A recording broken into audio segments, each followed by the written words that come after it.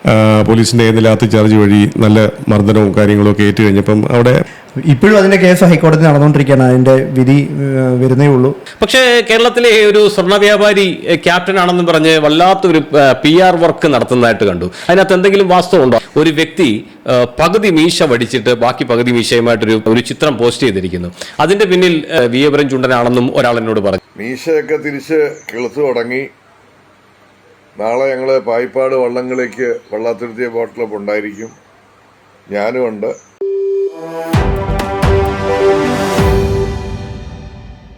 നമസ്കാരം. ചങ്ങനാശ്ശേരി TV-യിലേക്ക് ഏവർക്കും ഊഷ്മളമായ സ്വാഗതം. ഈ വിജയങ്ങളെന്ന് പറയുന്നത് എന്നും ആഘോഷിക്കപ്പെടേണ്ടതാണ്. അതൊരിക്കലും മൂടി വെക്കാൻ പറ്റില്ല. ഏതായാലും ചങ്ങനാശ്ശേരിയെ സംബന്ധിച്ചിടത്തോളം കഴിഞ്ഞ ആഴ്ച എന്ന് പറയുന്നത് ആവേശത്തിൻ്റെ ആഘോഷത്തിൻ്റെ ദിവസങ്ങളായിരുന്നു. നമ്മളെല്ലാവരും മനസ്സുകൊണ്ട് ആഗ്രഹിച്ച ഒരു വിജയമുണ്ട്. അത് പുന്നമടക്കായലിൽ നടക്കുന്ന നെഹ്റു ട്രോഫിയിൽ ചങ്ങനാശ്ശേരിയുടെ ക്യാപ്റ്റൻ കപ്പുമായിട്ട് ചങ്ങനാശ്ശേരിയിലൂടെ വരുമെന്നൊരു വാക്കു പറഞ്ഞിരുന്നു. സത്യത്തിൽ ആശങ്കയായിരുന്നു അത് സംഭവിക്കുമോ എന്നുള്ള കാര്യത്തിൽ. പക്ഷേ ആശങ്കകൾക്കെല്ലാം വിരാമം ഇട്ടുകൊണ്ട് കഴിഞ്ഞ ദിവസം ചങ്ങനാശ്ശേരിയെ ഇളക്കി മറിച്ചുകൊണ്ട് ഒരു റോഡ് ഷോ നടക്കുകയുണ്ടായി. നെഹ്റുവിൻ്റെ കയ്യൊപ്പോട് കൂടിയ ആ വെള്ളിക്കപ്പ്, ആ നെഹ്റു ട്രോഫി, ചെറുപ്പകാലങ്ങളിൽ നമ്മൾ റേഡിയോയിലൂടെ മാത്രം കേട്ടിട്ടുള്ള കമൻട്രിയിലൂടെ സുപരിചിതമായിരുന്ന ആ ട്രോഫി ഇന്ന് ചങ്ങനാശ്ശേരി പട്ടണത്തിൽ അതുവിൻ്റെ കൂടെ നിന്ന് അത് കയ്യിലെടുത്ത് ഫോട്ടോ എടുക്കാത്ത ആളുകൾ ചുരുക്കമാണെന്ന് എനിക്ക് തോന്നുന്നു. ഇതിനോടകം ആയിരക്കണക്കിന് ആളുകൾ ആ കപ്പ് കയ്യിലെടുത്ത് നിറകണ്ണുകളോടെ ഫോട്ടോയ്ക്ക് പോസ് ചെയ്യുന്നത് കാണുവാൻ എനിക്കും പലതവണ സാധിച്ചിട്ടുണ്ട്. ഇന്നും ആ കപ്പ് ചങ്ങനാശ്ശേരിയിലൂടെ ജൈത്രയാത്ര നടത്തിക്കൊണ്ടിരിക്കുകയാണ്. ഇപ്പോൾ ആ വിശിഷ്ടമായ സമ്മാനം ചങ്ങനാശ്ശേരി പട്ടണത്തിലുണ്ട്. ഏതാനും ദിവസങ്ങൾ കൂടി കഴിയുമ്പോൾ നമ്മളത് മടക്കി നൽകും. ഏതായാലും ആ കപ്പ് ചങ്ങനാശ്ശേരിയിൽ കൊണ്ടുവരുവാൻ ഇടയായ വ്യക്തികൾ എന്ന് പറയുന്നതിൽ സുപരിചിതരായ അല്ലെങ്കിൽ സുപ്രധാന പങ്കുവഹിച്ച 2 പേരുണ്ട്. അതിലൊന്ന് ചങ്ങനാശ്ശേരിയുടെ ക്യാപ്റ്റൻ ബിഫി വർഗീസ് പുല്ലുകാട്ട്. അദ്ദേഹം വിയപുരം ചുണ്ടൻ്റെ VBC കന്യകയുടെ നേതൃത്വത്തിൽ നടന്ന ആ വിയപുരം ചുണ്ടൻ്റെ ക്യാപ്റ്റനായി സേവനം ചെയ്തു. നമ്മുടെ ലക്ഷ്യം സാധിച്ചു. കൂടെയുള്ളത് നമ്മുടെ ജീൻ വി സോജനാണ്, ചങ്ങനാശ്ശേരി ക്ലബിൻ്റെ മുൻ സെക്രട്ടറിയും ചങ്ങനാശ്ശേരിയിലെ പൊതുമണ്ഡലത്തിൽ ശ്രദ്ധിക്കപ്പെടുന്ന ശ്രദ്ധേയനായ ഒരു യുവാവുമായ ശ്രീ ജീൻ വി സോജനും. 2 പേരും ഇന്ന് നമ്മോടൊപ്പം ടൈം മീഡിയയുടെ ഫ്ലോറിലുണ്ട്.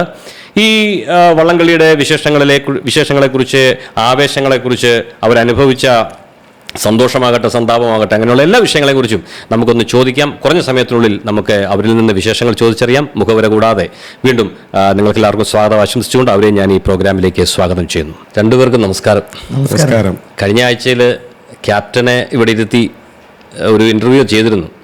അപ്പോൾ ക്യാപ്റ്റൻ എന്നോട് പറഞ്ഞു ഞാൻ കപ്പ് കൊണ്ടുവരുമെന്ന്. പക്ഷേ ഞാനത് പൂർണ്ണമായിട്ടും വിശ്വസിച്ചില്ലായിരുന്നു.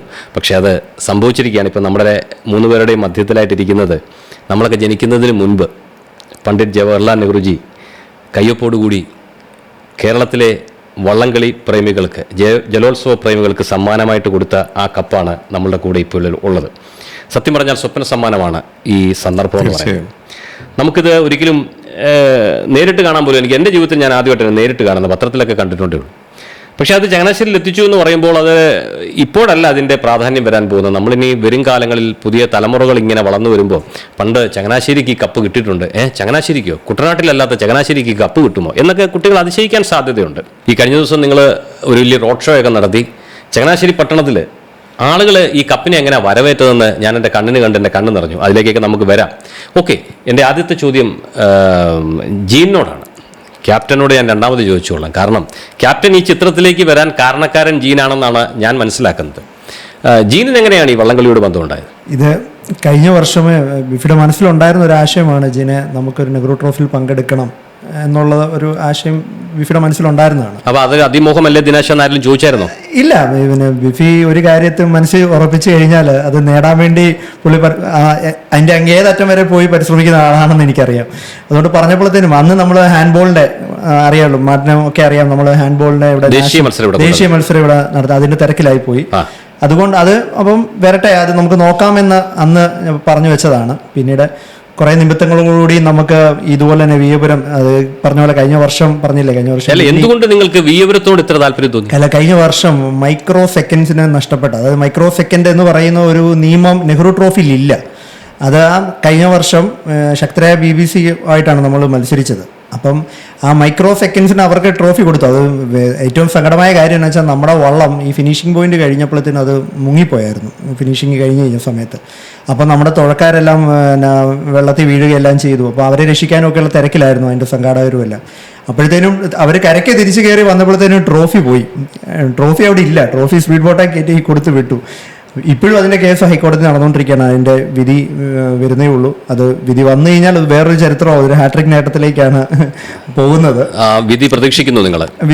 വിധി നമുക്ക് അനുകൂലമാണെന്നാണ് നമ്മൾ പ്രതീക്ഷിക്കുന്നത്. ക്യാപ്റ്റൻ, ഈ വിയപുരം തന്നെ വേണോ നിർബന്ധം ഉണ്ടായിരുന്നു?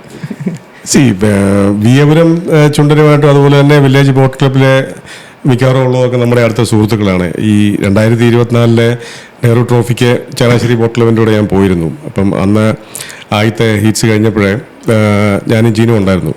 അപ്പം ഞങ്ങൾക്ക് പൗലീനിലോട്ടൊരു ക്ഷണമുണ്ടായിരുന്നു. അപ്പം അങ്ങനെ പൗലീനിൽ പോയി അവിടെ വെച്ച് ഈ പറഞ്ഞ പോലെ വള്ളംകളി കഴിഞ്ഞു. മൈക്രോ മിനി സെക്കൻഡിലൊക്കെ അവർ എഴുതി വെച്ചതിന് ശേഷം ഈ അവിടെ ഒരു സംഘർഷം ഉണ്ടായിരുന്നു ആ സ്റ്റേജിൽ. ആ സംഘർഷത്തിൻ്റെ ഇടയ്ക്ക് നമ്മുടെ തുഴച്ചിൽക്കാർക്ക് പലർക്കും പോലീസിൻ്റെ ലാത്തി ചാർജ് വഴി നല്ല മർദ്ദനവും കാര്യങ്ങളും ഒക്കെ ഏറ്റു കഴിഞ്ഞപ്പം അവിടെ നല്ല സംഘർഷാവസ്ഥയായിരുന്നു അവിടെ.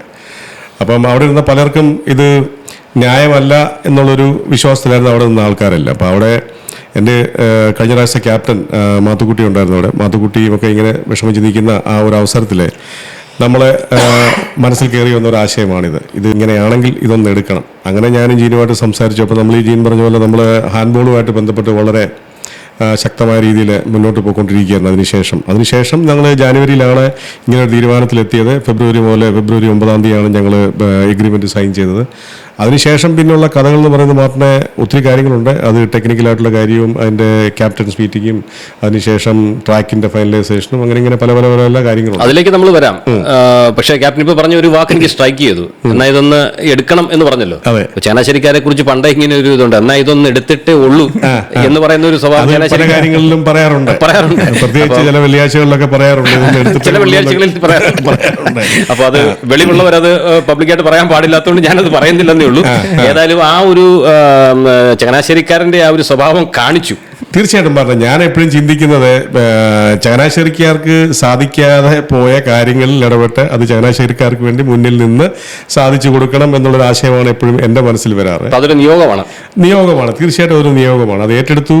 അത് സാധിച്ചതിൽ ഇപ്പോൾ അഹങ്കരിക്കുകയല്ല, അത് സാധിക്കാൻ വേണ്ടി സഞ്ചരിച്ച വഴികളുണ്ട്. ഞാനും ജീനും ഒക്കെ ഇതിനു വേണ്ടിയിട്ട് ഞാൻ കൂടുതൽ സമയം ഇവിടെ ഇല്ലായിരുന്നു. അപ്പം ജീനാണ് കൂടുതലും കൈനഗിരിക്ക് പോയിക്കൊണ്ടിരുന്നതും തുഴച്ചിൽക്കാരുമായിട്ട് സംസാരിച്ചുകൊണ്ടിരുന്നതും അതിൻ്റെ അവിടുത്തെ മാനേജ്മെൻറ്റുമായിട്ട് സംസാരിച്ചുകൊണ്ടിരുന്നതും.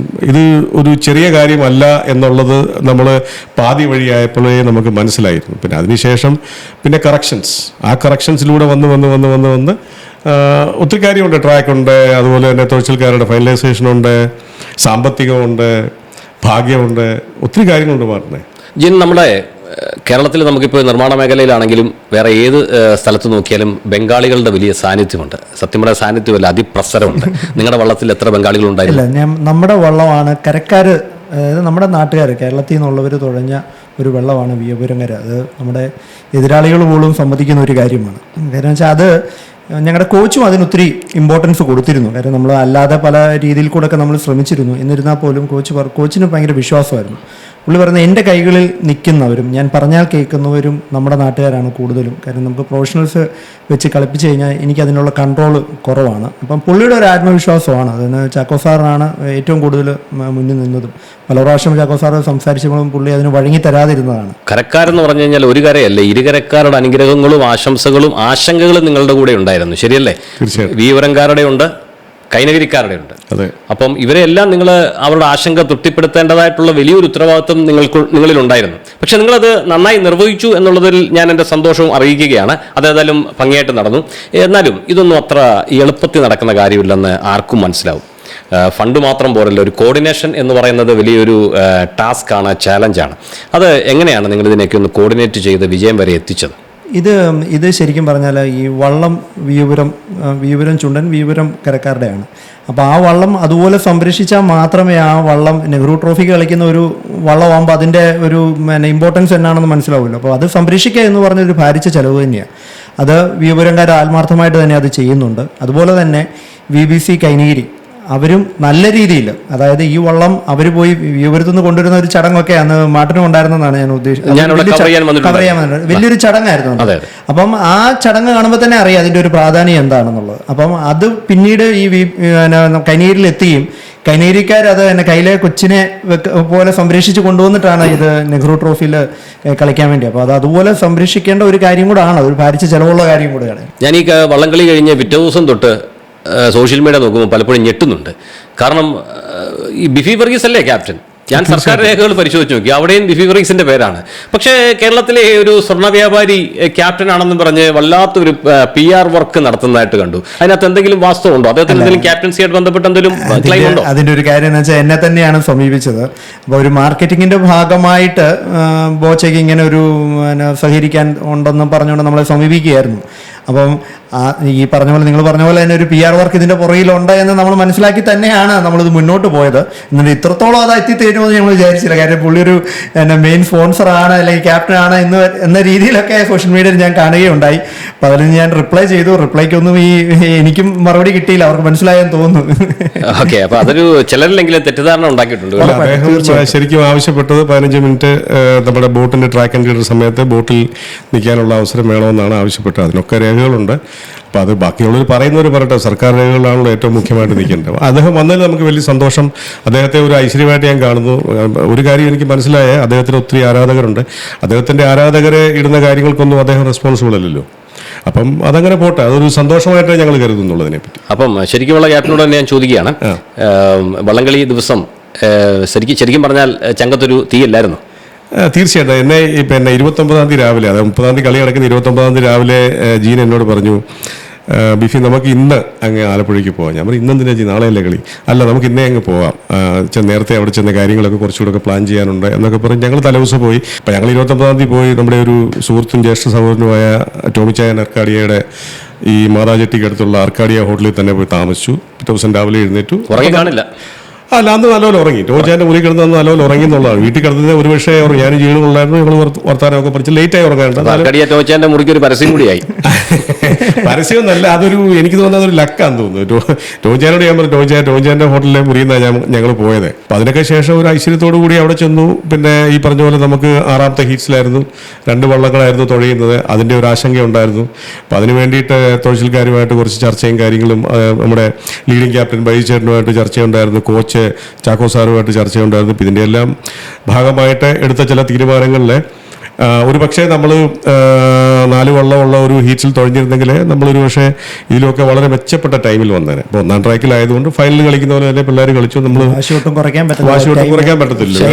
ടൈമിങ്ങിലുള്ളതാണ് ബെസ്റ്റ്. ടൈമിങ്ങിലുള്ള 4 വള്ളങ്ങളെ ഫൈനലിൽ വരത്തുള്ളൂ. ഏതായാലും നല്ലപോലെ കയറി വന്നു, പിന്നെ ഫൈനലിൽ കയറി. അല്ല, അതിനകത്ത് ഒരു പ്രശ്നം സാധാരണ എല്ലാവരും പറയാറുണ്ട്, നമുക്ക് ലഭിച്ച ട്രാക്ക് ഒരിക്കലും സമ്മാനം നേടാൻ പറ്റാത്ത ട്രാക്കാണെന്ന് പറഞ്ഞു. അതിന് എങ്ങനെ? 4-ാം ട്രാക്കിലാണ് നമ്മൾ ഫൈനലിൽ കളിച്ച് കഴിഞ്ഞപ്പോൾ നമുക്ക് 4-ാം ട്രാക്കിലാണോ? 4-ാം ട്രാക്കിന്റെ എല്ലാ ട്രാക്കുകളെയും പറ്റി ഈ വള്ളംകളിക്ക് ഇറങ്ങുക എന്ന് പറഞ്ഞാൽ എല്ലാ കാര്യങ്ങളെയും പറ്റി പഠിച്ചിട്ട് വേണം അറിയാൻ. 4-ാം ട്രാക്കിനെ പറ്റി പറയുമ്പോൾ 4-ാം ട്രാക്കിന്റെ സ്റ്റാർട്ടിങ് ചിറയോട് അടുത്താണ്. അപ്പോൾ അവിടെ ചിറയോടെടുത്താകുമ്പം വള്ളത്തിന് പിടുത്തം വരും, ഫ്രിക്ഷൻ കൂടും. വെള്ളത്തിന് പിടുത്തം വരുമ്പോൾ സ്വാഭാവികമായിട്ട് നമ്മുടെ സ്റ്റാർട്ടിങ് കുറച്ച് മോശമായിരിക്കും. പിന്നെ 4-ാം ട്രാക്ക് ഇങ്ങോട്ട് കയറി വരുമ്പോൾ ലാസ്റ്റത്തെ ഒരു 300-400 മീറ്റർ ആകുമ്പോൾ റമദ ഹോട്ടലുണ്ട്. ഗാലറിക്ക് അടുത്തുള്ള റമദ ഹോട്ടലുണ്ട്. ഗാലറിക്ക് അടുത്താണ്. അവിടെ വെള്ളത്തിന് താഴ്ച കുറവാണ്, എക്കലടിഞ്ഞ് കിടക്കുന്ന സ്ഥലമാണ്. അപ്പം അത് കൂടാതെ പിന്നെ പള്ളാത്തുരുത്തി 1-ാം ട്രാക്കിൽ തുഴയുന്നു. നിങ്ങൾ ഒരുപക്ഷെ റിപ്പീറ്റഡായിട്ട് വീഡിയോ കാണാൻ പറ്റും. 4-ാം ട്രാക്കിൽ നമ്മുടെ വള്ളം വരുമ്പോൾ അടുത്തോട്ട് പലരും നീന്തി വന്ന് വെള്ളം തുഴച്ചിൽക്കാരുടെ കണ്ണിലേക്ക് തെറിപ്പിക്കുന്നത് കാണാൻ പറ്റും. 1-ാം ട്രാക്കിലാണെങ്കിൽ ഒരാൾ പോലും വരുന്നില്ല. അപ്പം ഇങ്ങനെയൊക്കെയുള്ള ഒത്തിരി കരുതിക്കൂട്ടിയുള്ള ഒത്തിരി സംഗതികൾ വരും. പക്ഷേ അത് കരുതിക്കൂട്ടുള്ള ആയിരിക്കാം, നമ്മളങ്ങനെ കരുതായിരിക്കും, എങ്ങനെ വേണമെങ്കിൽ. ഞങ്ങളെ സംബന്ധിച്ചോളം പറയുകയാണെങ്കിൽ അങ്ങനെയാണെങ്കിൽ 1-ാം ട്രാക്കിലും വരണ്ടേ. സാധാരണ ഒരു ലാസ്റ്റത്തെ ഒരു 30 സെക്കൻഡാണ് നമ്മൾ ഫൈനൽ അടി അടിക്കുന്നത്. ആ ഫൈനൽ അടിക്കാണ് കയറി പോകേണ്ടത്. അപ്പോൾ നമ്മളെല്ലാവരോടും മനുഷ്യരല്ലേ, അതിക്കുള്ളൊന്നും അവർക്ക് ഫൈനൽ അടി അടിക്കാനൊക്കത്തില്ല 30 സെക്കൻഡിക്കുള്ളൂ. അപ്പോൾ നമുക്ക് ഒരു തീരുമാനം എടുത്ത് 45 സെക്കൻഡ് നമുക്ക് ഫൈനൽ അടി അടിക്കാം. മറ്റുള്ള വള്ളക്കാർ താളം മാറ്റുന്നതിന് മുന്നേ നമ്മുടെ താളവും ഇലത്താളവും 2 ട്രംപറ്റും എല്ലാം മാറി സിഗ്നലും കൊടുത്ത് 15 സെക്കൻഡ് മുന്നേ നമ്മൾ നമ്മുടെ ഫിനിഷിംഗ് അടി തുടങ്ങി. ആ അടിയിലാണ് വള്ളം ജയിച്ചെന്ന് ഞങ്ങൾ എല്ലാവരും ഇപ്പോഴും വിശ്വസിക്കുന്നു. ഏതായാലും കഴിഞ്ഞ പ്രാവശ്യം മില്ലി സെക്കൻഡിന്റെ കണക്കാണെങ്കിൽ ഈ തുഴപ്പാടിന് മേളിൽ വ്യത്യാസമുണ്ട്, കണക്കിനകത്ത് വ്യത്യാസമൊന്നുമില്ല. അപ്പൊ നിങ്ങളെ ആധികാരികമായ വിജയം തന്നെയാണ് ഈ വർഷം. തീർച്ചയായിട്ടും സംശയലേശമന്യേ നിങ്ങളെ വിജയിയെ പ്രഖ്യാപിക്കുകയായിരുന്നു. അതാണ് ആ ട്രോഫി നൽകിയപ്പോഴത്തേനും കളക്ടർ പറയുകയും ചെയ്തു. അക്സാർ പറഞ്ഞ എന്നാ വെച്ചാൽ കഴിഞ്ഞ വർഷത്തെ പോലെ ആയില്ലല്ലോ, ഇപ്രാവശ്യം വ്യക്തമായ ലീഡോടുകൂടി നിങ്ങൾ ജയിച്ചാറിന് എനിക്ക് തലവേദന, അവർക്കും തലവേദന കുറഞ്ഞു. എന്നിട്ടും എന്തൊക്കെയോ അവിടെ നമ്മളെ ബാധിക്കാത്ത രണ്ടാമത്തെ മൂന്നാമത്തെ സ്ഥാനത്ത് നടുഭാഗം വള്ളത്തേലെ ഏകദേശം 43ഓളം 43 തുഴക്കാരെ അന്യ സംസ്ഥാനത്തിൽ നിന്ന് വന്നവരായിരുന്നു. അപ്പോൾ അതുകൊണ്ട് അവർക്കെതിരെ പരാതി ഉണ്ടായിരുന്നു. അതുകൊണ്ട് തന്നെ കാരിച്ചാല് ലൂസേഴ്സ് ഫൈനലിൽ കളിച്ചിട്ടില്ല. അപ്പോൾ അവിടെ വെച്ച് തന്നെ എൻ്റെ മുന്നിൽ വെച്ചാണ് റിസൾട്ട് കൊണ്ട് കളക്ടർ സാറിനെ കൊടുക്കുന്നത്. അപ്പോൾ അലക്സാർ ഇത് വായിക്കുമ്പോൾ അലക്സാറിനോട് പറയുന്നുണ്ടായിരുന്നു 2, 3, 4 ഇപ്പോൾ ഡിക്ലെയർ ചെയ്യേണ്ട, ചില തർക്കങ്ങളുണ്ട്, ഒന്ന് മാത്രം ഡിക്ലെയർ ചെയ്ത് ട്രോഫി കൊടുക്കുക എന്നുള്ളതാണ്. അപ്പോൾ അങ്ങനെ നമുക്ക് കഴിഞ്ഞ വർഷം ഉണ്ടായ ആ ഒരു ദുഃഖത്തിന് വിരാമമായി നമ്മൾ ട്രോഫിയും കൊണ്ട് പോരുന്നു. ആ പിള്ളേരുടെ ഒരു ആവേശം, നമ്മുടെ തോച്ചിൽക്കാരുടെ, അതുപോലെ തന്നെ ലീഡിംഗ് ക്യാപ്റ്റന്റെയും സാജുവും അതുപോലെ തന്നെ വിജയൻ ചേട്ടനും അങ്ങനെയുള്ള എല്ലാവർക്കും ആ ഒരു ആഘോഷ തിമിർപ്പായിട്ട് മാറ്റാൻ സാധിച്ചു. അല്ല, ഈ വർഷത്തെ വള്ളങ്ങളിൽ ഏറ്റവും കൂടുതൽ ശ്രദ്ധിക്കപ്പെട്ട ചുണ്ടൻ എന്ന് പറയുന്നത് വിയപുരമായിരുന്നു. അപ്പോൾ ഈ വിയപുരത്തിന് നിങ്ങൾ പോലും അറിയാത്ത ആളുകളുടെ അനുഗ്രഹങ്ങളും പ്രാർത്ഥനകളും ഉണ്ടായിരുന്നു. തീർച്ചയായിട്ടും. കാരണം ഒരുപക്ഷെ കഴിഞ്ഞ വർഷം ഒരു 6 മാസം ട്രോഫി ഒന്ന് 2 കൂട്ടർക്കും മാറി മാറി കൊടുത്തിരുന്നെങ്കിൽ പോലും ഇത്തരം വിവാദം ഉണ്ടായില്ലായിരുന്നു. തീർച്ചയായിട്ടും. അപ്പം ഒരുപക്ഷെ ഈ വർഷം ഈ ഒരു അടുത്ത ദിവസങ്ങളിൽ ഒരു കോടതി വിധി ആ കേസ് സംബന്ധിച്ച് സംഭവിക്കുകയാണെന്നുണ്ടെങ്കിൽ നിങ്ങൾ അടുത്ത വർഷം ഹാട്രിക്കിലേക്കായിരിക്കും പോകും. അടുത്ത വർഷമല്ല, ഈ വർഷം ഹാട്രിക് ആയി. ഓൾറെഡി വിയപുരത്തിന് ഹാട്രിക് ആയി. അടുത്ത വർഷം കിട്ടുകയാണെങ്കിൽ വില്ലേജിന് ഹാട്രിക് ആയി. അങ്ങനെയാവും, 2 ഹാട്രിക്കാവും. അപ്പൊ ഏതായാലും അടുത്ത വർഷവും നമ്മളെ സംബന്ധിച്ചിടത്തോളം ഒരു പോരാട്ടത്തിന്റെ വർഷം തന്നെ ആയിരിക്കും. അടുത്ത വർഷത്തെ പറ്റി ഇതുവരെ ചിന്തിച്ചു തുടങ്ങിയിട്ടില്ല. ഈ വർഷത്തെ ആഘോഷങ്ങൾ ഇതുവരെ അവസാനിച്ചിട്ടില്ല. മാറിന് ഒരു പക്ഷേ ചങ്ങനാശ്ശേരിയിലെ ആഘോഷം കണ്ടു കാണും. സാധാരണക്കാരെ ആൾക്കാരെ ഈ ട്രോഫിയെ ഇത്രയും സ്നേഹിക്കുന്നു, ആ ട്രോഫി എടുത്ത് ചങ്ങനാശ്ശേരിയിൽ കൊണ്ടുവരാൻ സാധിച്ചതിലുള്ള എൻ്റെ കൃതജ്ഞതയും കൃതാർത്ഥതയും എല്ലാം ഞാൻ ഈ അവസരത്തിൽ അറിയിക്കുകയാണ്. അത് ചങ്ങനാശ്ശേരിക്കാർക്ക് കൊടുത്ത ഞങ്ങളുടെ ഓണ സമ്മാനമായിരുന്നു. ജീൻ, ക്യാപ്റ്റൻ പലപ്പോഴും വിദേശ സ്ഥലങ്ങളിലെ ജോലിയും ബിസിനസ്സും ഒക്കെ ആയിട്ട് ഇങ്ങനെ നടക്കുകയായിരുന്നു. ഇതിന്റെ സമ്മർദ്ദം മുഴുവൻ അനുഭവിച്ചത് ആ തലയ്ക്കുള്ളിലാണെന്ന് എനിക്കറിയാം. ഇപ്പോൾ എന്ത് തോന്നുന്നു? അല്ല, എനിക്ക് ഏറ്റവും സന്തോഷം, ഞാൻ ഇതിൻ്റെ ഒരു ചീഫ് കോർഡിനേറ്ററായിട്ട് പ്രവർത്തിക്കാൻ തുടങ്ങിയ അന്നു മുതൽ ബിഫിക്ക് ഏറ്റവും വലിയൊരു ഞാൻ ബിഫിൽ കണ്ടിരിക്കുന്ന ഒരു ഗുണം എന്ന് വെച്ചാൽ, ബിഫി ഒരു കാര്യം ഏൽപ്പിച്ചു കഴിഞ്ഞാൽ നമുക്ക് പൂർണ്ണമായിട്ടുള്ള വിശ്വാസം നമ്മളിൽ ഉണ്ടാവും. 2, പുള്ളി അതിനുള്ള സ്വാതന്ത്ര്യവും നമുക്ക് തരും. അപ്പോൾ ഇത് രണ്ടും കൂടെ ആയിക്കഴിയുമ്പോൾ നമ്മുടെ അറിയാലോ ഉത്തരവാദിത്വം കൂടും. പക്ഷേ എനിക്ക് യാതൊരുവിധ പ്രഷറും ബിഫി തരാറില്ല. കാരണം ബിഫിയോട് ഞാൻ എന്തെങ്കിലും കാര്യം ചോദിക്കുമ്പോൾ ജീനല്ലേ കളത്തിലുള്ളത്, ജീൻ എന്താണോ ശരി എന്ന് തോന്നുന്നത് നിങ്ങൾ ഇംപ്ലിമെൻറ്റ് ചെയ്തു എന്ന് പറയും. അത് എന്നെ സംബന്ധിച്ചുള്ള അത് വലിയൊരു വലിയൊരു ആ സ്വാതന്ത്ര്യം കിട്ടിയാൽ മാത്രമേ നമുക്ക് പ്രവർത്തിക്കാൻ പറ്റത്തുള്ളൂ, ഏത് മേഖലയിലാണേലും.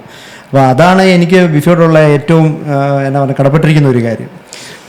ഇത് ഈ ജീൻ പറഞ്ഞതിൻ്റെ ബാക്കിയായിട്ട് ഞാൻ പറയണേ, എൻ്റെ ബിസിനസ്സിലാണേലും പേഴ്സണൽ ജീവിതത്തിലാണേലും അല്ലെങ്കിൽ ഇതുപോലെ ഉള്ള സാഹചര്യങ്ങളാണെങ്കിലും ഞാൻ എപ്പോഴും വിശ്വസിക്കുന്നത് ഷെയറിങ് റെസ്പോൺസിബിലിറ്റീസ് ഷെയർ ചെയ്ത് കൊടുക്കുക. എല്ലാ റെസ്പോൺസിബിലിറ്റി എടുത്ത് നമ്മുടെ കയ്യിൽ വെച്ചിട്ട് അതിൻ്റെ പുറത്തിരുന്ന് പ്രഷർ അടിക്കുന്നതിൽ ഞാൻ വിശ്വസിക്കുന്നില്ല. അത് ഏക്കാൻ കൽപ്പുള്ള ആൾക്കാരെ അത് ഏൽപ്പിക്കുക, അവരത് ചെയ്തുകൊള്ളും എന്നുള്ളൊരു വിശ്വാസം നമ്മളവർ അർപ്പിക്കുക. ഞാൻ ചോദിക്കുന്നത്, വാസ്തവത്തിൽ ഈ വർഷത്തെ വള്ളംകളി കാണാൻ ഞാനും പോയിരുന്നു, നിങ്ങളുടെ ആഘോഷമൊക്കെ ശ്രദ്ധിച്ചു. അവിടെ എത്ര ലക്ഷം പേരാണ് കൂടി വരുന്നത്, ശരിയല്ലേ? 3 ലക്ഷം പേരുണ്ടായിരുന്നു തോടെ.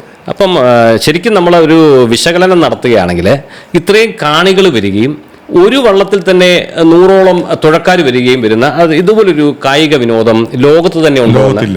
3 ലക്ഷം പേര് ലൈവായിട്ട്, അതായത് മത്സരം നടക്കുന്ന സ്ഥലത്ത് തന്നെ ഇരുന്ന് കളി കാണുന്ന ഒരു മത്സരം ഈ ലോകത്തില്ല.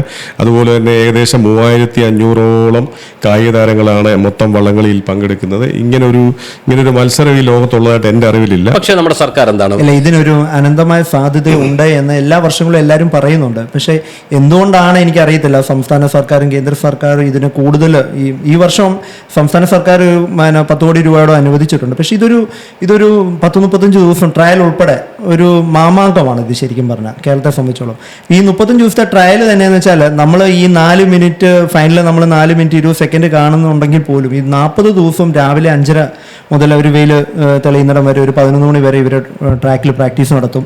ഇത് കഴിഞ്ഞ് 3 മണി മുതൽ പിന്നെ ഒരു 6 മണി 7 മണി വരെ ഇത് കാണാൻ തന്നെ നമുക്ക് ഈ പറഞ്ഞ പോലെ വിദേശികളെ കൊണ്ടുവരാൻ സാധിച്ചാൽ ഇതൊരു 40 ദിവസത്തെ ഒരു വലിയ മാമാങ്കമായി മാറ്റുവാനായിട്ട് നമുക്ക് സാധിക്കും. അത് എനിക്ക് തോന്നുന്നു വരുന്ന ആളുകളിൽ നമ്മുടെ ഗവൺമെൻറ് തീർച്ചയായിട്ടും ഇത് ശ്രദ്ധിക്കുമെന്നാണ് ഞാൻ വിചാരിക്കുന്നത്. അല്ലെങ്കിൽ ഇതിന്റെ നടത്തിപ്പ് ഏതെങ്കിലും ഒരു സംഘടനയ്ക്കോ അല്ലെങ്കിൽ ഒരു പ്രത്യേക ക്ലബിനോ വല്ല ഏൽപ്പിച്ച് കൊടുക്കുകയാണെങ്കിൽ ഇത് കുറെ കൂടി സർക്കാർ ഏറ്റെടുക്കുന്നതിനേക്കാൾ ഭംഗിയായിട്ട് നടക്കാൻ സാധിച്ചാണ്. ശരിയല്ലേ?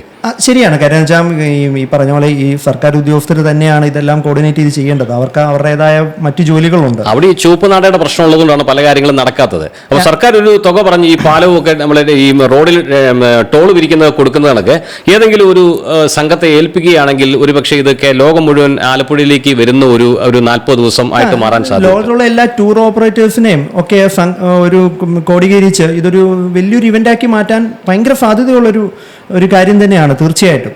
അപ്പോൾ നമ്മൾ വിജയിക്കാനായിട്ട് സകല തന്ത്രവും പയറ്റി ആവനാടിയിലെ അവസാനത്തെ അസ്ത്രവും നിങ്ങൾ എടുത്തെന്ന് എനിക്കറിയാം.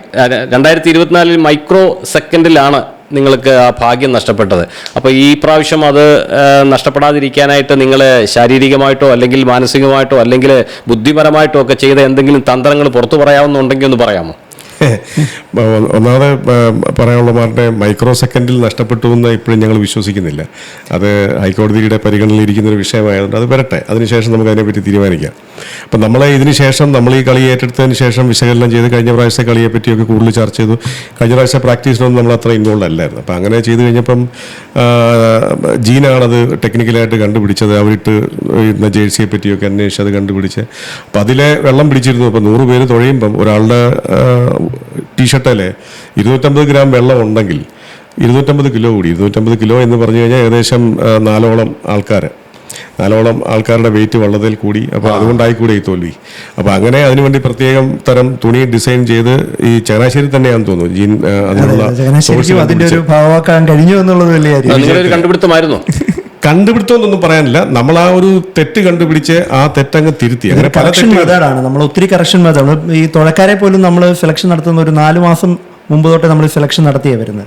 അതിൽ നിന്ന് നമ്മൾ ഈ പറഞ്ഞ പോലെ പെർഫോം ചെയ്യുന്നവരെ നമ്മുടെ എല്ലാ പിള്ളേരും നല്ലതാണ്. എന്നാൽ പോലും അതിൽ അറിയാമല്ലോ ഏറ്റവും നല്ല 80 പേരാണ് നമ്മൾ ഈ വള്ളത്തേര് തുഴയാൻ വേണ്ടി ഫൈനലിലേക്ക് സെലക്ട് ചെയ്യുന്നത്. അപ്പോൾ ഈ പറഞ്ഞ അഗ്നി സ്ഫുടം ചെയ്തെടുത്ത പോലാണ് നമ്മൾ ഓരോ തുഴക്കാരെയും സെലക്ട് ചെയ്തത്. അതുമായിട്ട് ബന്ധപ്പെട്ട് പറയുമ്പം ജീൻ ഒരു ദിവസം എന്നെ വിളിച്ചിട്ട് പറഞ്ഞു, ബിഫി ഇങ്ങനെ ഒരാളുമായിട്ട് ടെക്നിക്കലായിട്ടുള്ള ഒരാളുമായിട്ട് സംസാരിച്ചപ്പം നമുക്കൊരു GPS വേണം. അപ്പോൾ അത് ദുബായി കിട്ടും, അത് എത്തിക്കാനുള്ള ഏർപ്പാട് എത്രയും പെട്ടെന്ന് ചെയ്യണം. പിന്നെ നമുക്കത് നാട്ടിൽ നിന്ന് തന്നെ കിട്ടിയിരുന്നു, ആ സെയിം സാധനം കിട്ടി. അപ്പം നമ്മളത് വാങ്ങിച്ച് അത് ഒരു ടെക്നീഷ്യനുമായിട്ട് സംസാരിച്ചിട്ട് തിരുവനന്തപുരത്ത് നിന്ന് 2 പേര് വന്നു. വള്ളത്തിൻ്റെ സ്പീഡ് എപ്പോഴാണ് സ്പീഡ് കുറയുന്നത്, ഏത് ഭാഗത്താണ് ഫോഴ്സ് കുറവ്, ഇങ്ങനെയുള്ള ടെക്നിക്കലായിട്ടുള്ള കാര്യങ്ങളെല്ലാം കണ്ടുപിടിച്ച് അത് കോച്ചുമായിട്ട് ഡിസ്കസ് ചെയ്ത് ലീഡിങ് ക്യാപ്റ്റനുമായിട്ട് ഡിസ്കസ് ചെയ്ത് ടീം മാനേജറുമായിട്ട് ഡിസ്കസ് ചെയ്ത് വേണ്ട കറക്ഷൻസ് എല്ലാം വരുത്തി അത് ആൾക്കാരെ അങ്ങോട്ടും ഇങ്ങോട്ടും മാറ്റിയിരുത്തി അവരവരുടെ സ്ട്രെങ്ത് അനുസരിച്ച് അങ്ങോട്ടും ഇങ്ങോട്ടും ഒക്കെ മൂവ് ചെയ്ത് വളരെ പ്രാക്ടിക്കലായിട്ട് നമുക്കിപ്പോൾ ഒരു കളി ജയിക്കാനായിട്ട് ചെയ്യാവുന്ന പരമാവധി കാര്യങ്ങൾ ഇതുപോലെ തന്നെയാണ് മറ്റുള്ളവരും ഒക്കെ പ്രാക്ടീസ് ചെയ്യുന്നത്. ഇപ്പം 21 വള്ളം വരുമെങ്കിലും ജയിക്കാൻ വേണ്ടി വരുന്ന വള്ളം അല്ലെങ്കിൽ ഈ കപ്പ് ഞങ്ങൾക്ക് വേണം എന്നുള്ള ഒരു ഉത്തമ ബോധ്യത്തോടു കൂടി വരുന്ന ടീം ഒരു 7-8 ടീമാണ് അവിടെ ഉള്ളത്. ഇവരാണ് ഈ ഫൈനലും ലൂസേഴ്സ് ഫൈനലും ഒക്കെ വരുന്നത്. ഒരു ടീമിൻ്റെ പ്രിപ്പറേഷൻ എന്ന് പറഞ്ഞാൽ മിനിമം 30 ദിവസം വേണം. നമ്മൾ ഏകദേശം ഒരു 35-36 ദിവസം നമ്മൾ ക്യാമ്പ് നടത്തിയിരുന്നു. വേറെ PBC ഒക്കെ എനിക്ക് തോന്നുന്നു 40 ദിവസത്തോളം ക്യാമ്പ് നടത്തിയിരുന്നു. അല്ലാതെ 5-10 ദിവസം ക്യാമ്പ് നടത്തി കളിക്ക് പോകാന്ന് പറഞ്ഞാൽ ടീം സെറ്റ് ആവത്തില്ല. ഇതിനിടയ്ക്ക് ഈ കറക്ഷൻസ് നടക്കുന്നത് നിസ്സാര കാര്യമല്ല. 150 പേരെ കൊണ്ടൊരു ക്യാമ്പ് നടത്താന്ന് പറയുന്നത് നിസ്സാര കാര്യമല്ല. കാര്യം അവരെ എല്ലാ ദിവസവും അവർക്ക് വേണ്ട നമ്മളൊരു ഡയറ്റീഷ്യനെ വെച്ച് ഡയറ്റ് മെനു തന്നെ ഉണ്ടാക്കിയിട്ടാണ് അത് ചെയ്യുന്നത്. ഏതായാലും ക്യാപ്റ്റൻ, മുഖ്യ എതിരാളികൾ എന്ന് പറയുന്ന ചുണ്ടൻ വള്ളം അതിൻ്റെ ആൾക്കാർ വല്ലാത്ത പ്രൊമോഷൻസ് ആയിരുന്നു. ഞങ്ങൾ തന്നാലല്ലേ നിങ്ങൾ കൊണ്ടുപോകൂ എന്നൊക്കെ ചോദിക്കുന്ന മറുപടികളൊക്കെ കണ്ട് സങ്കടം തോന്നിയിട്ടുണ്ടായിരുന്നു. പക്ഷേ നിങ്ങൾ ഒരു അവകാശവാദത്തിനും പോയില്ല. നിങ്ങൾ പരുമി ഇരുന്നിട്ട് കപ്പുമായിട്ട് ഇങ്ങ് പോരുന്നു. ഏതായാലും ക്യാപ്റ്റനും ജീനിനും 2 പേർക്കും ചങ്ങനാശ്ശേരി TV-യുടെ അഭിനന്ദനങ്ങൾ നാട്ടുകാർക്ക് വേണ്ടി അറിയിക്കുകയാണ്. ഈ ചങ്ങനാശ്ശേരി TV എന്ന് പറയുന്നത് ലോകമെമ്പാടുമുള്ള വാർത്തകളും വിശേഷങ്ങളും എത്തിക്കുന്ന TV അല്ല. ചങ്ങനാശ്ശേരിക്ക് പ്രാധാന്യം കൊടുത്തുകൊണ്ട് ചങ്ങനാശ്ശേരിയിലെ വ്യക്തികൾ, സംഭവങ്ങൾ, അറിയിക്കേണ്ട കാര്യങ്ങൾ, ഇതൊക്കെയാണ് ചങ്ങനാശ്ശേരിക്ക് പ്രാധാന്യമായിട്ടുള്ളത്. അതുകൊണ്ട് തന്നെയാണ് ചങ്ങനാശ്ശേരിക്ക് ലഭിച്ചിരിക്കുന്ന ഈ നെഹ്റുവിൻ്റെ ട്രോഫി എന്ന് പറയുന്നത് ഞങ്ങൾ അഭിമാനത്തോടു കൂടി കാണുകയാണ്. ക്യാപ്റ്റനോട് എനിക്ക് ചോദിക്കാനുള്ള ഒറ്റ കാര്യമുള്ളൂ, അടുത്ത ടാസ്ക് എന്താണ്? അടുത്ത ടാസ്ക് പറയുന്നതിന് മുന്നേ മാർട്ടിനോട് മാർട്ടിൻ ഇപ്പോൾ പറഞ്ഞ കാര്യത്തിൽ, അതായത് ഞങ്ങൾ തന്നുവിട്ടാലല്ലേ നിങ്ങൾ കപ്പ് കൊണ്ടുപോകുള്ളൂ എന്ന് അവർ രണ്ടാമത്തെ ഹാട്രിക്ക് എടുക്കാൻ പോകുന്നു. വലിയ ആഘോഷങ്ങളും പ്രതീക്ഷകളും ഒക്കെ ആയിരുന്നു. അതിനുള്ള മറുപടി ഞാൻ പറയേണ്ട കാര്യമില്ല. 24 ചാനലിൽ SKനും ഹാഷ്മിയും കൂടെ പറഞ്ഞിട്ടുണ്ട്, ദേ കിടക്കുന്നു അഷ്ടമുടിക്കായലിൽ നിങ്ങളുടെ രണ്ടാമത്തെ ഹാട്രിക്ക്. അത് അവർ തപ്പിക്കൊണ്ടിരിക്കുകയായിരിക്കും. അവർ തപ്പിയെടുക്കട്ടെ. ഏതായാലും ഇത്തവണത്തെ കപ്പ് ഞങ്ങൾ ചങ്ങനാശ്ശേരിക്ക് കൊണ്ടുവന്നു. അത് വിയപുരത്ത് നിന്നും വില്ലേജ് ബോട്ട് ക്ലബ്ബ് കൈനകരി വഴി ചങ്ങനാശ്ശേരിയിൽ എത്തിയിട്ടുണ്ട്. അടുത്ത ടാസ്ക് അഗൈൻ മാർട്ടിനെ ഇതുവരെ അങ്ങനെയുള്ള ഒരു ടാസ്ക്കായിട്ട് മുന്നിൽ വന്നിട്ടില്ല. അപ്പം ടാസ്ക് എടുക്കണമെന്ന് നിർബന്ധമില്ല. പക്ഷേ അപ്രതീക്ഷിതമായിട്ട് അല്ലെ സ്ട്രൈക്കിംഗ് ആയിട്ട് നമുക്ക് ചങ്ങനാശ്ശേരിക്കാർക്ക് ആഘോഷിക്കാൻ അവസരം ഉണ്ടാകുന്ന എന്തെങ്കിലും ഒരു വിഷയം വരികയാണെങ്കിൽ അതിൽ ഇടപെടണം എന്നുള്ളതാണ് അടുത്ത ടാസ്ക്. അങ്ങനെയൊന്നും വന്നിട്ടില്ല. വരുമ്പോൾ നമുക്കതിനെ നേരിടാം. അപ്പോൾ അതിന് കോർഡിനേറ്ററായി ഇപ്പോൾ തന്നെ ജീനിനെ നമുക്ക് കോർഡിനേറ്റർ അല്ല, ജീൻ എന്ന് പറയുന്ന എൻ്റെ ഒരു സഹോദരനാണ്. ഞങ്ങൾ തമ്മിൽ കോർഡിനേറ്ററെന്നോ അങ്ങനെയുള്ളൊരു ബന്ധമല്ല. ഞങ്ങൾ ഒരുമിച്ച് ബിസിനസ് ചെയ്യുന്നുണ്ട്. ഞങ്ങൾ ഒരുമിച്ച് പല ക്ലബ്ബുകളിലും മെമ്പറാണ്. അപ്പം ജീൻ എൻ്റെ കൂടെയുള്ള ആള്, ജീൻ്റെ കൂടെയുള്ള ആള് ഞാൻ. മത്സര വള്ളംകളി എന്ന് പറയുന്നത് വെള്ളത്തിൽ മാത്രമല്ല കരയ്ക്കും നല്ല മത്സരമാണ്. അപ്പം ഞാൻ ഈ ഫേസ്ബുക്കിൽ ഒരു പോസ്റ്റ് കണ്ടു, ഒരു പിക്ചർ കണ്ടു. എനിക്കത് ഭയങ്കര ഒരു അതിശയകരമായിട്ട് തോന്നി. ഒരു വ്യക്തി പകുതി മീശ വടിച്ചിട്ട് ബാക്കി പകുതി മീശയുമായിട്ടൊരു ചിത്രം പോസ്റ്റ് ചെയ്തിരിക്കുന്നു. അതിൻ്റെ പിന്നിൽ അതിൻ്റെ പിന്നിലെ ഒരു വിഷയം, സബ്ജക്റ്റ് എന്ന് പറയുന്നത് വിയപുരം ചുണ്ടനാണെന്നും ഒരാൾ എന്നോട് പറഞ്ഞു. അതിനെപ്പറ്റി എന്തെങ്കിലും പറയാനുണ്ടോ? പറയാം. അതിനെപ്പറ്റി പറയുകയാണെങ്കിൽ മാർട്ടിൻ ഒരു വിഷയം നമ്മുടെ ചങ്ങനാശ്ശേരി ക്ലബ്ബിൽ വെച്ച് നടന്ന ഇതിൻ്റെ ചങ്ങനാശ്ശേരി പൗരാവലിയുടെയും ചങ്ങനാശ്ശേരി ക്ലബിൻ്റെയും ചങ്ങനാശ്ശേരി TVയുടെ ഒക്കെ നേതൃത്വത്തിൽ നടന്ന സ്വീകരണമില്ലേ, ഈ സ്വീകരണത്തിൽ ഈ മത്തായിച്ചൻ മൈക്കിൽ സംസാരിച്ചത് മാർട്ടിൻ കേട്ടിരുന്നു. അദ്ദേഹം അവിടെ വന്ന് PBCയുടെ അവിടെയുള്ള ശക്തമായിട്ടുള്ള ആരാധന, അതുപോലെ തന്നെ തോൽക്കാനുണ്ടായ കാരണങ്ങളും എല്ലാം പറഞ്ഞു. അതിന് വളരെ വ്യക്തമായിട്ട് നമ്മുടെ ലീഡിംഗ് ക്യാപ്റ്റൻ വൈചേട്ടൻ മറുപടി കൊടുത്തു. അതിനുശേഷം സംസാരിച്ചപ്പോൾ ഞാൻ മറുപടി കൊടുത്തു. അപ്പോൾ ബേസിക്കലി അദ്ദേഹത്തിൻ്റെ ഈ വള്ളംകളി എന്ന് പറഞ്ഞു കഴിഞ്ഞാൽ കുട്ടനാട്ടിലുള്ള പുളുങ്ങുകാരനാണ്. മത്തായിച്ചൻ എന്നാണ് പേര്. ചങ്ങനാശ്ശേരി ക്ലബ്ബിലെ മെമ്പറാണ്. ഞങ്ങളുടെയൊക്കെ കോമൺ സുഹൃത്താണ്. അപ്പോൾ അദ്ദേഹത്തിൻ്റെ ഒരു വൈരാഗ്യബുദ്ധിയോടൊന്നുമല്ല അദ്ദേഹം പറഞ്ഞതെങ്കിൽ പോലും അദ്ദേഹത്തിൻ്റെ കാര്യം പറഞ്ഞു, ഇനിയും കാണാമെന്ന് പറഞ്ഞിട്ട് പോയി. ഇത് വ്യക്തിപരമായിട്ട് ജീനുമായിട്ടും ചങ്ങനാശ്ശേരി ക്ലബ്ബിലെ അകത്ത് വെച്ച് നടന്ന ഒരു സംസാരത്തിൽ നിന്നും ഉണ്ടായ ഒരു ബെറ്റാണ്. അതിനെപ്പറ്റി കൂടുതൽ ജീൻ പറഞ്ഞു തരും. ഇത് കാഷ്വലായിട്ടുള്ളൊരു ടോക്കിൽ, അതായത് ഈ വള്ളംകളി എന്നും എല്ലാവർക്കും ആവേശമുള്ളൊരു സബ്ജക്റ്റാണല്ലോ. അപ്പം ക്ലബ്ബിൽ വെച്ച് ഇങ്ങനെ ഒരു ടോക്ക് ഉണ്ടാകുകയും യാദൃശ്യമായിട്ട് മത്തായിച്ചൻ കടുത്ത വള്ളംകളി ആരാധകനാണ്. അതുപോലെ തന്നെ PBCയുടെ വർഷങ്ങളായിട്ട് PBCയുടെ കൂടെ നെഞ്ചോട് ചേർത്ത് നിൽക്കുന്ന ഒരു വള്ളംകളി പ്രേമി കൂടെയാണ്.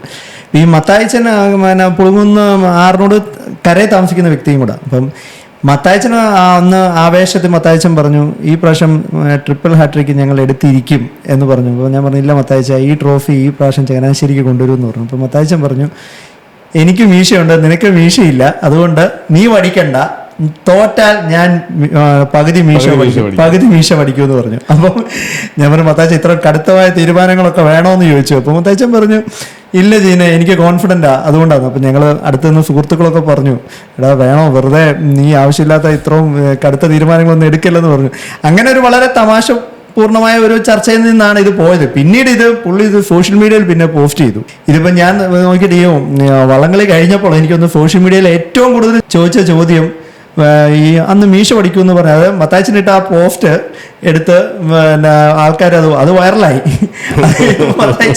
മത്തായിച്ചൻ ഈ പലരും സുഹൃത്തുക്കളെ ഈ പോസ്റ്റ് അയച്ചു കൊടുത്തു. പിന്നെ മത്തായിച്ചൻ എന്ന് വെച്ചാൽ മത്തായിച്ചൻ പറഞ്ഞ കാര്യം പറഞ്ഞ പോലെ ചെയ്യുന്ന ഒരു മനുഷ്യനാണ്. വാക്ക് വലിച്ചു. അദ്ദേഹം തന്നെ പകുതി മീശ പഠിച്ചു. അദ്ദേഹം തന്നെ അദ്ദേഹത്തിന്റെ പേജിൽ കൂടി ഇത് പോസ്റ്റ് ചെയ്തു. അതിന് അടിക്കുറിപ്പ് വിട്ടിട്ടാണ് അദ്ദേഹം അത് പോസ്റ്റ് ചെയ്തത്. പുള്ളി അതിനെപ്പറ്റി ഒരു ആർട്ടിക്കിളും കൂടെ എഴുതിയിട്ടുണ്ട്.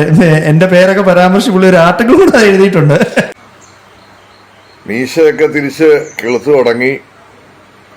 നാളെ ഞങ്ങൾ പായിപ്പാട് വള്ളംകളിക്ക് വള്ളാത്തുരുത്തിയ ബോട്ട് ക്ലബ്ബ് ഉണ്ടായിരിക്കും. ഞാനും വള്ളാത്തുരുത്തിയുടെ ദ്രോണാചാര്യൻ മനോജ് പവിത്രനും ഞങ്ങൾ കാണും ഒന്നിച്ച്. നാളെ ഞങ്ങളുടെ തീപ്പരി പാറിക്കും. ട്രോഫിയും കൊണ്ട് തിരിച്ചു വരുള്ളൂ. അപ്പം നിങ്ങളെയൊക്കെ നമുക്ക് നാളെ വള്ളംകളി പ്രേമികളെയൊക്കെ പായിപ്പാട് കാണാം. Thank you. Good day. A few moments later. ഇത്തവണത്തെ പായിപ്പാട് ജലോത്സവ മത്സര വിജയികളെ പ്രഖ്യാപിക്കുകയാണ്. വളരെ വാശിയേറിയ ശക്തമായ മത്സരത്തിൽ ഫൈനൽ മത്സരത്തിലെ വിജയികളെ പ്രഖ്യാപിക്കുന്നു. 1ാം സ്ഥാനം വിയപുരം, 2ാം സ്ഥാനം മേൽപ്പാടം, 3ാം സ്ഥാനം കാരിച്ചാൽ. അല്ല, ഇത് നമ്മൾ ഒരിക്കലും ഒരു വൈരാഗ്യബുദ്ധിയുടെ വൈരാഗ്യത്തിന്റെ ഒരു ഇത് ഒരു വിഷയമല്ല. സ്പിരിറ്റാണ്. സ്പിരിറ്റാണ്. ഇതിന്റെ തീർച്ചയായും. ഭാഗമാണ്. ഒരു spirit. സുഹൃത്തും കൂടെയാണ് മത്തായിച്ചൻ. നല്ല വളരെ ഒരു അടുത്ത രസികനാണ്, സുഹൃത്തുക്കളാണ്. നല്ലൊരു മനുഷ്യൻ കൂടെയാണ്. ഇങ്ങനെയുള്ള അദ്ദേഹത്തിന്റെ ഈ വള്ളംകളിയോടുള്ള കമ്മിറ്റ്മെന്റ് ആണ് അവിടെ കാണിച്ചത്. തീർച്ചയായിട്ടും ഇങ്ങനെയുള്ള വ്യക്തികൾ ഉണ്ടെങ്കിൽ മാത്രമേ ഇതുപോലെയുള്ള ജലമാമാങ്കങ്ങൾക്ക് വലിയ പ്രാധാന്യം ലഭിക്കുകയുള്ളൂ. കാരണം ഇങ്ങനെ ചെറിയ ചെറിയ വാശികള്, ചെറിയ വൈരാഗ്യങ്ങള്, മത്സരത്തോടു കൂടി തീരുന്ന പിണക്കങ്ങള്, ഇതെല്ലാം ആകുമ്പോൾ തന്നെയാണ് നമ്മുടെ ആ വള്ളംകളിയുടെ പൂർണ്ണതയിലേക്ക് നമ്മൾ എത്തുള്ളൂ. ഏതായാലും മത്തായിച്ചന്റെ ആഗ്രഹം പോലെ അടുത്ത വർഷം സംഭവിക്കട്ടെ എന്ന് ഞാൻ ആശംസിക്കുകയാണ്. ഏതായാലും അല്ലെങ്കിൽ നിങ്ങൾ ഒരുമിച്ചൊരു വള്ളം ഇറക്കുക, ആരുടെയും മീശ പോവാതിരിക്കട്ടെ. അപ്പോൾ ചങ്ങനാശ്ശേരിക്ക് ആവശ്യമായ ഒരു പുതിയ ടാസ്ക് നിങ്ങളെ തേടി വരട്ടെ എന്ന് ചങ്ങനാശ്ശേരി TV ആശംസിക്കുകയാണ്. കാരണം അങ്ങനെയൊക്കെയുള്ള ടാസ്ക് വരികയും നിങ്ങൾ ആ ടാസ്ക് അച്ചീവ് ചെയ്യുകയും ചെയ്യുമ്പോഴാണല്ലോ ഞങ്ങളെപ്പോലുള്ളവർക്ക് ഇങ്ങനെയുള്ള അഭിമുഖങ്ങൾ നടത്താൻ സാധിക്കുന്നത്. അപ്പോൾ അതുകൊണ്ട് തന്നെ നിങ്ങളെ തേടി ടാസ്കുകൾ വരട്ടെ, വിജയം വരട്ടെ എന്ന് ആശംസിക്കുന്നു. ചങ്ങനാശ്ശേരി ടിവിയുടെ ശ്രദ്ധയിൽ എന്തെങ്കിലും ടാസ്ക് ഇതുപോലെ വന്ന് പെടുകയാണെങ്കിൽ ഞങ്ങളെ അറിയിക്കുകയാണെങ്കിൽ വലിയ സന്തോഷമായിരിക്കും. തീർച്ചയായിട്ടും ഞങ്ങൾ അറിയിക്കാം. ക്യാപ്റ്റനും കോർഡിനേറ്റർക്കും ചങ്ങനാശ്ശേരി ടിവിയുടെ എല്ലാ അഭിനന്ദനങ്ങളും ആശംസകളും ഒരിക്കൽ കൂടി അറിയിക്കുന്നു. ഈ ഫ്ലോറിൽ വരുവാനും ഈ സമയം ഞങ്ങൾക്ക് വേണ്ടി സ്പെൻഡ് ചെയ്യാനും കാണിച്ച മനസ്സിന് നന്ദി. രണ്ടുപേർക്കും താങ്ക് യു വെരി മച്ച്.